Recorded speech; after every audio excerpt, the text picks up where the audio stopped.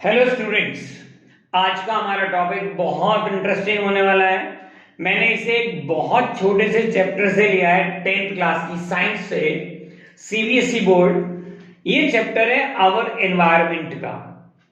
और मुझे जो लग रहा है वो ये लग रहा है कि इस बार की केस स्टडीज शायद इस चैप्टर का हिस्सा हो, क्योंकि ये चैप्टर बहुत ज्यादा हमारे नजदीक है। दैट मीन्स गार्बेज मैनेजमेंट करना, एनर्जी के फ्लो को जानना, ओजोन लेयर्स के बारे में जानना, फूड वेब के बारे में जानना, फूड चेन के बारे में जानना, इंसेक्टिसाइड बॉडी में कैसे एंट्री करते हैं, बायोलॉजिकल मैग्निफिकेशन के बारे में जानना, और हमारे बायोटिक एंड एबायोटिक फैक्टर्स के बारे में जानना। तो दैट मीन्स ये चैप्टर कुछ हमारी सराउंडिंग्स के बहुत नजदीक है। तो दैट इज वाई ये चैप्टर इस बार बन सकता है हिस्सा आपकी केस स्टडी का। तो मैंने आज इसमें से स्टूडेंट्स एक हिस्सा चूज किया है ओजोन लेयर का, जो बच्चों को बहुत कंफ्यूज करता है कि ओजोन लेयर बन कैसे रही है, डिप्लीट क्यों हो रही है, क्या वजह है इसके डिप्लीशन की, और क्या हार्मफुल इफेक्ट्स करती है ये उन पर जो लिविंग ऑर्गेनिज्म है, like all organisms like creatures, humans, animals, plants, इन सब पर क्या असर होता है इसका। थोड़ा सा कोशिश करेंगे एक्सप्लेनेशन की, उतना जितना आपको समझ में आए। तो चलिए देखते हैं। ऑक्सीजन 3 एटम्स में कंबाइन होकर ये ऑक्सीजन का एक आइसोटोप है, O3 नाम है इसका, और ये कहलाता है ओजोन मॉलिक्यूल, O3। ये गैस एक्चुअली पॉइजनस गैस है।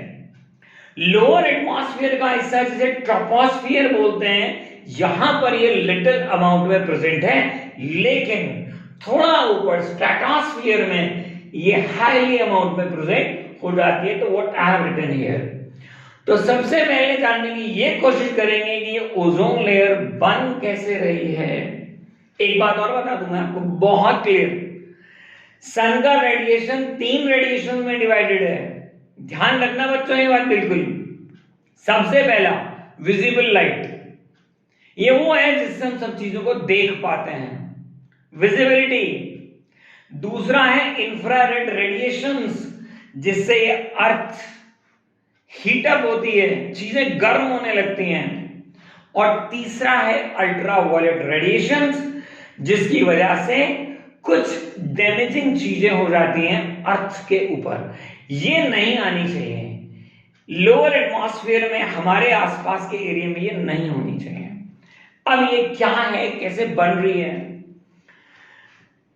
एक्चुअली में ऑक्सीजन का एक मॉलिक्यूल अल्ट्रावायलेट रेडिएशंस की प्रेजेंस में टूटता है ऑक्सीजन के 2 एटम्स में। ये सिंगल एटम्स हो गए यहां पर। अब यहां पर ऑक्सीजन का मॉलिक्यूल जब एक एटम को अपने साथ जोड़ेगा, यहां पर अल्ट्रावायलेट रेडिएशन एब्जॉर्ब होंगे, और जैसे एब्जॉर्ब होंगे तो ये ऑक्सीजन का मॉलिक्यूल ऑक्सीजन के एटम को साथ में कनेक्ट करेगा और जोड़कर बना देगा ओजोन का एक मॉलिक्यूल। यही वो लेयर है जो एटमॉस्फेयर में, स्ट्रेटोस्फेयर में बनी हुई है। इसका मतलब एक्चुअली में हो क्या रहा है, हो ये रहा है कि अल्ट्रावायलेट रेडिएशन का एब्जॉर्प्शन हो रहा है और ऑक्सीजन के मॉलिक्यूल एटम को साथ में जोड़कर कंटिन्यू कन्वर्ट हो रहे हैं ओजोन लेयर में। तो वो उसको नीचे आने ही नहीं दे रहे हैं, वहीं से वहीं एब्जॉर्ब करके ओजोन लेयर बन रही है। थोड़ा आइडिया, करीब 23 से 25 किलोमीटर इक्वेटर के ऊपर ओजोन लेयर, और अगर हम पोल से बात करें तो करीब 11 से 18 kilometre, 11 to 18 kilometre above the pole. इसे हम एक्चुअली में ओजोनोस्फीयर के नाम से जानते हैं। ये वर्ड याद रखना, ओजोनोस्फीयर। ठीक, अब ये तो था फॉर्मेशन ऑफ ओजोन लेयर। तो लिटिल बिट मैंने ये लिखा है कि अब ओजोन लेयर डिप्लीट हो रही है।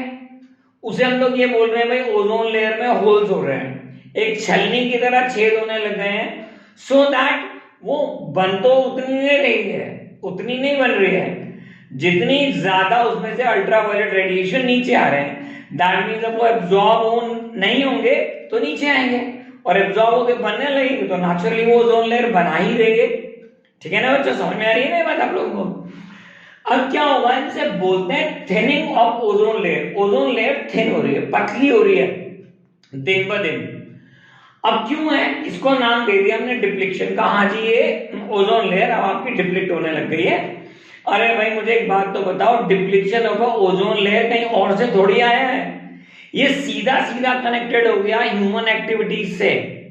ये वही वाली बात हो गई है कि पहले तो घर में और आसपास में कचरा कर लो, कबाड़ा कर लो, और उसके बाद फिर बुक्स में उन्हें पढ़ाओ कि भैया ये तो कबाड़ा हो गया है, हमने पेड़ काट लिए, भाई गार्बेज इकट्ठा हो गया है, अब एक काम करो सबको पढ़ाओ कि कैसे इसको हटा सकते हैं। भाई हमने शुरुआत ही क्यों करी इस चीज की, बंद कर देते ना तो नहीं होता, फिर उसे नहीं देखना पड़ता। ओजोन लेयर अपनी जगह परफेक्टली काम कर रही थी, लेकिन नहीं, चलो जो भी होता है ओके, हम लोगों को तो ये देखना है कि ये हो क्या रहा है और क्यों हो रहा है।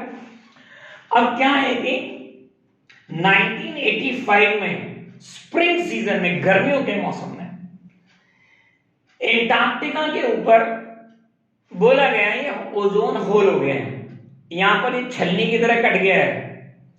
और मैं आपको बताऊं करीब 2000 में, ज्यादा पुरानी बात नहीं है, 2022 चल रहा है, तो 2000 की बात कर रहा हूं मैं।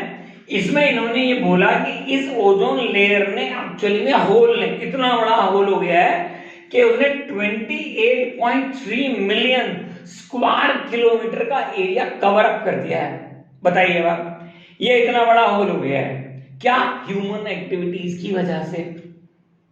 वो भी देख लेते हैं क्या ह्यूमन एक्टिविटीज क्या होती हैं, समझ में आ जाएगा। हाँ भाई ये हो रहा था, इसकी वजह से ओजोन लेयर डिप्लीट हो गई हमारे ऊपर जो छत बना रखी थी ना, वो ऑल बढ़िया प्रोटेक्शन लेयर, वो हमने ही तोड़ दी। बोले अपना लेंटर खुद ही उखाड़ दो यार, ठीक है ना, हमको एक्टिविटी मिल गई उल्टी सीधी, हमने ऐसा किया, वो भैया लेंटर गया। अब बरसात भी अंदर आ रही है, ओले भी अंदर गिर रहे हैं, बर्फ भी अंदर पड़ रही है, आंधी भी अंदर आ गई है, तो यही तो हो रहा है, तो डिप्लीट हो गई ओजोन लेयर। ठीक है भाई, अब चलो देखते हैं कि ह्यूमन एक्टिविटीज में हमने एक वर्ड लिखा ODS, ozone layer depletion substance. लो भैया, अब उनके नाम आ गए जो ओजोन लेयर को डिप्लीट कर रहे हैं। चलो सुनते हैं क्या है। CFCs chlorofluorocarbons, carbon tetrachloride, methane, मैंने NOx लिखा, ऑक्साइड्स और नाइट्रोजन सारे। अब भैया ये आए कहां से? AC चलाने हैं, फ्रिज चलाने हैं, उनके पीछे ठंडक लेनी है, मजा लेना है, तो उनके अंदर कौन सी गैस भरेंगे? क्लोरोफ्लोरोकार्बन्स। यहां तो ठंडक मिल रही है, वो एरोसोल चले गए ऊपर, और ऊपर जाके उन्होंने क्या कर दिया? उन्होंने कर दिया डैमेज शुरू, काम शुरू कर दिया उन लोगों ने। अब क्या हो गया? AC से निकल रही है, फ्रिज से निकल रही है, ठीक है, एयरक्राफ्ट चल रहा है एयर में, उसके ऑक्साइड्स निकल रहे हैं, उसके एग्जॉस्ट से जबरदस्त तरीके से नाइट्रोजन के ऑक्साइड्स कर रहे हैं ओजोन लेयर को डिप्लीट। ठीक है, अब कैसे डिप्लीट कर रहा है? लो जी ये भी सुनता है। O3 का मॉलिक्यूल जुड़ गया क्लोरोफ्लोरोकार्बन से, टूट गया भैया, वो तो जुड़ा था ना, ऑक्सीजन का मॉलिक्यूल एटम से जुड़ा था, अब वो टूट गया। अब वो जब टूट गया तो उसने बना दिया O2 और ऑक्सीडाइज्ड प्रोडक्ट्स बना दिए, खत्म हो गई ओजोन लेयर। यहां क्या हो रहा है? नाइट्रोजन मोनोऑक्साइड ओजोन के मॉलिक्यूल से जुड़ गई।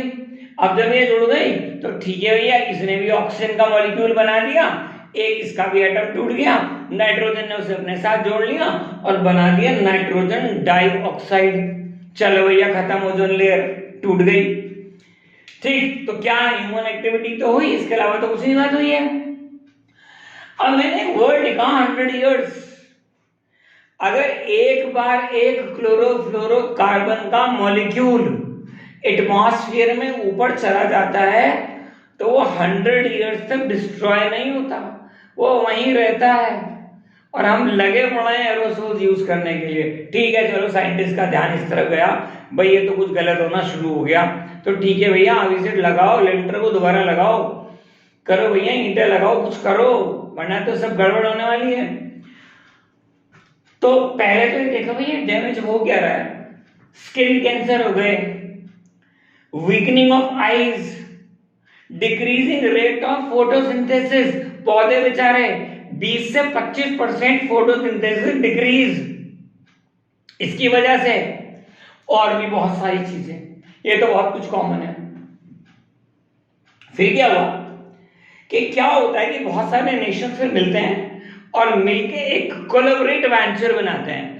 और कोलैबोरेट वेंचर में क्या होता है कि भाई चलो अब ये यार ये हमसे डैमेज हो गया, इसको चलो यार अब कम करते हैं, थोड़ा ठीक हो जाएगा, कोशिश करके देखते हैं। तो उन्होंने क्या किया, एक मॉन्ट्रियल प्रोटोकॉल बनाया, बड़ा इंटरेस्टिंग नाम, मॉन्ट्रियल प्रोटोकॉल 1987 में, क्योंकि 1986 में तो वो होल डिटेक्ट हो गया था कि पोल्स के ऊपर तो वो ओजोन लेयर के अंदर डिप्लीशन शुरू, होल बन गए बहुत बड़े बड़े। तो मैंने शायद यहाँ पर ईयर लिखा मैंने 1985 लिखा मैंने यहाँ पर 85 और 86। तो मॉन्ट्रियल प्रोटोकॉल 1987 में हुआ। United Nation of Environmental Programs UNEP 30 nation 30 देश 30 नेशंस आपस में कोलैबोरेट होते हैं और ये कहते हैं भैया ऐसा करो, एरोसोल्स का क्लोरोफ्लोरोकार्बन्स का 50% यूटिलाइजेशन कम करो, आधा समझौता, आधा कम करो। बात नहीं बनी उससे। एक और आ गया, नाम लिखा हेलसिंकी डिक्लेरेशन, और फाइनली 1989 में डिक्लेयर कर दिया गया कि क्लोरोफ्लोरोकार्बन्स को बैन करो, खत्म करो, ऑल्टरनेट्स ढूंढो, अदरवाइज ये सब कुछ गड़बड़ होने लग जाएगा। तो तब जाकर ये बैन हुए हैं। लेकिन फिर भी अगर मैं आपसे कहूं कि aerosol spray and all that, ये सब चीजें बहुत अभी भी यूज होती हैं, तो दीज आर अनस्टॉपेबल। हीरो हो गए, hero, aerosols become hero, unstoppable things, नहीं रोक पा रहे हैं। तो ये स्प्रेज वगैरह में सब कुछ है, बट फिर भी we all are the humans, हम सब लोगों को इंडिविजुअली सोचना पड़ेगा, तभी सब चीजें होंगी। एक आदमी के करने से कुछ नहीं होता है।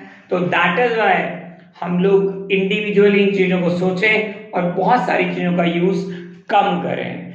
मैं ना आपको एक छोटा सा वर्ड और पढ़ के सुनाना चाहता हूँ। मेरे पास एक यहाँ बुक रखी है जहां पर इन्होंने डिक्लेरेशन में ये कहा था कि क्लोरोफ्लोरोकार्बन को रिप्लेस किया जाएगा अब किससे, हाइड्रोफ्लोरोकार्बन से। मैं वर्ड को लिख देता हूं, ये वर्ड है HCFS। तो ये HCFS वर्ड करके है। तो ये वर्ड HCFC वर्ड जो है, HCFC वर्ड, यस, ये वर्ड यही है कि यहां पर रिप्लेसमेंट है हाइड्रोक्लोरोफ्लोरोकार्बन्स, जो क्लोरोफ्लोरोकार्बन्स की जगह रिप्लेस किए गए थे। ठीक है। अब ये भी है कि हाँ चलिए एसी रेफ्रिजरेटर में फ्रीऑन्स आ गई है and all that changes sudden हुए हैं, एक्सपेरिमेंटल बेसिस पे अभी भी बहुत सारी चीजें चल रही हैं, क्योंकि मैं ये नहीं कह सकता कि हाँ ये ओजोन लेयर का डिप्लीशन रुक चुका है, सच कंटिन्यू प्रोसेस। लेकिन मुझे लगता है कि आज का टॉपिक आपको काफी हद तक स्टूडेंट्स क्लियर हो गया होगा और बोर्ड के पॉइंट ऑफ व्यू से तो शायद बहुत अच्छा हो गया होगा। If you like this video तो शेयर, कमेंट और सब्सक्राइब करना बिल्कुल मत भूलिएगा मेरे चैनल को। If you have some query तो मेरे को कमेंट बॉक्स में डालकर जरूर पूछिए।